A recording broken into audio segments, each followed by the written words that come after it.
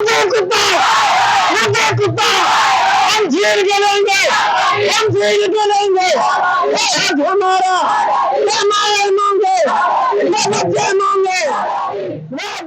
27 अक्टूबर 1947 को मक्कार भारत की जानिब से गैर आईनी गैर कानूनी तौर पर जो अपनी अफवाज को रियासत मकबूजा कश्मीर में दाखिल करके जो कब्जा किया गया, उसके खिलाफ आज़ाद कश्मीर भर के जो कश्मीरी हैं वो सरापा एहतजाज हैं, जिसमें वकला कम्यूनिटी भी इस एहतजाज में शामिल हुई है। मेरे साथ सुप्रीम कोर्ट के सीनियर वकील आज़ाद जम्मू कश्मीर के जो वकील हैं अमर रसूल भट्ट एडवोकेट साहब, अब वो यहाँ मीरपुर में एहतजाज में शिरकत करने के लिए स्पेशल तशरीफ लाए हैं। इनसे गुफ्तगू करेंगे। भट्ट साहब बताइएगा, ये जो 27 अक्टूबर को 1947 को जो भारत की जानिब से गैर आईनी और गैर कानूनी इक़दाम किया गया, इसको आप किस नज़र से देखते हैं? ये जी भारत जो है ये एक आलमी दहशतगर्द है।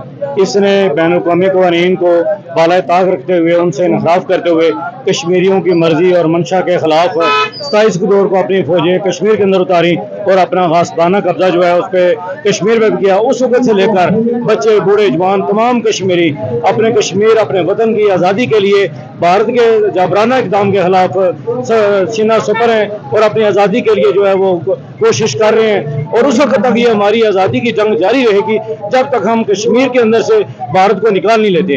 आज 27 अक्टूबर को पूरी कश्मीरी को, हाँ वो कश्मीर के आर है या कश्मीर के पार है और आज़ाद कश्मीर के अंदर और दुनिया में जहाँ भी कश्मीरी आबाद हैं, वो आज क़ौम आलम को यौम शाह के तौर पर आज के दिन को मनाकर ये बावर करा रहे हैं कि जब तक कश्मीर आज़ाद नहीं होता, भारतीय जबर इस्तेमाल खत्म नहीं होता, बुनियादी हकूक़ की पामालियाँ खत्म नहीं होती, उस वक्त तक कश्मीरी चैन से नहीं बैठेंगे। बल्कि अक़वाम मुत्तहिदा के अंदर जो कश्मीरियों के साथ वादा किया गया है एक खुदरादियत देने का, जब तक अक़वाम मुत्तहिदा उसके मुताबिक अमल नहीं कराती और हक़ खुदरादियत कश्मीरी को नहीं दिया जाता, उस वक्त तक कश्मीरी चैन से नहीं बैठेंगे। ख्वाजा अमर रसूल भट्ट साहब, मुझे ये बताइएगा कि जो इंसानी हकूक़ की तंजीमें हैं, यूएन है, अगर मगरब में अगर कुत्ता भी मर जाता है तो उसके हकूक़ जो है वो वाजिया किए जाते हैं, बयान किए जाते हैं, उसको जो है वो हाईलाइट किया जाता है। जबकि दूसरी जानब ये कश्मीरी है, मजलूम कश्मीरी, ये सालों से जो है वो भारतीय मज़ालिम में पिस रहे हैं। आप अक़वाम आलम के इस किरदार को किस नज़र से देखते हैं? जी मैं इस जो अक़वाम आलम का ये जो किरदार है ये उनका दोहरा मियार है।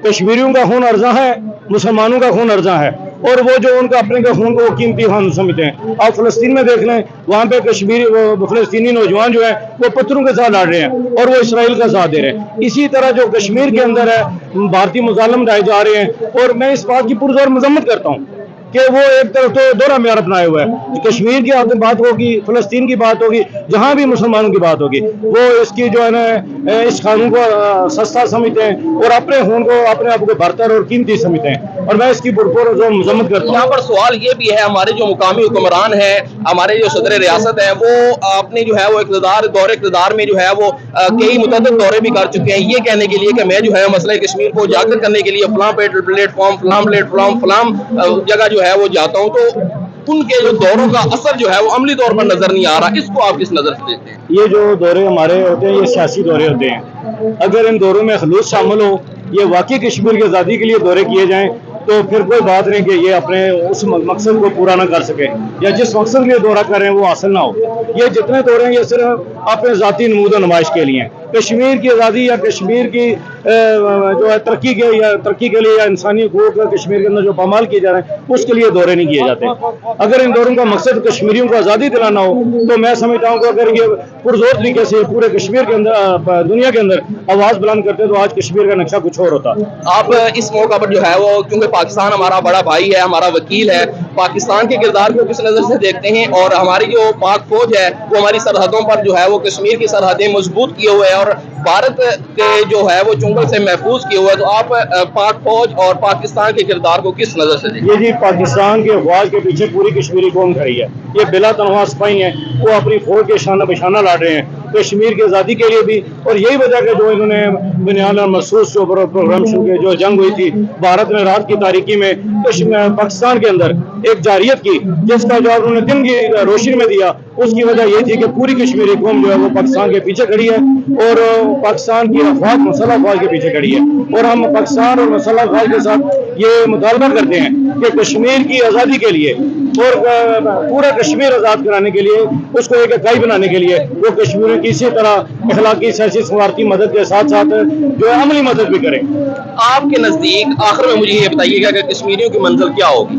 کشمیری کی منزل جو ہے وہ آزادی ہے، اور آزادی حاصل کرنے کے بعد کشمیری اپنا فیصلہ کریں گے کہ وہ کیا چاہتے ہیں، وہ آزادی چاہتے ہیں، وہ پاکستان کے ساتھ جانا چاہتے ہیں، وہ کیا چاہتے ہیں۔ بھارت کے خلاف تو پوری کشمیری قوم جو ہے سینہ سفر ہے، وہ تو اس کے ساتھ نہیں جا سکتے۔ اب ان کے پاس دو ہی آپشن ہیں، وہ کشمیری ساروں نے آزادی حاصل کرنے کے بعد یہ فیصلہ کرنا ہے کہ وہ کیا چاہتے ہیں، یا پوری کشمیری قوم جو اپنی مرضی اور منشا کے ساتھ فیصلہ کرے۔ میں بہت شکریہ ادا کروں گا سینئر ایڈوکیٹ سپریم کورٹ خواجہ امر رسول بٹ کا۔ ان کا یہاں پر یہی کہنا تھا کہ جو کشمیری ہیں ان کو ان کا حق خود ارادی، بنیادی جو حق ہے وہ دلوایا جائے، اور اس کے بعد وہ خود فیصلہ کریں گے آیا انہوں نے پاکستان کا حصہ بننا ہے یا جو ہے وہ الگ سے رہنا ہے۔ یہاں پر انہوں نے اقوام عالم کے کردار پر بھی جو ہے وہ اظہار افسوس کیا ہے کہ اقوام عالم کا یہاں پر جو کردار ہے مظلوم کشمیریوں کو انصاف دلانے کے لیے وہ قابل افسوس ہے۔ اپنے میزبان محمد عرفان کو اجازت دیجیے، اللہ نگہبان۔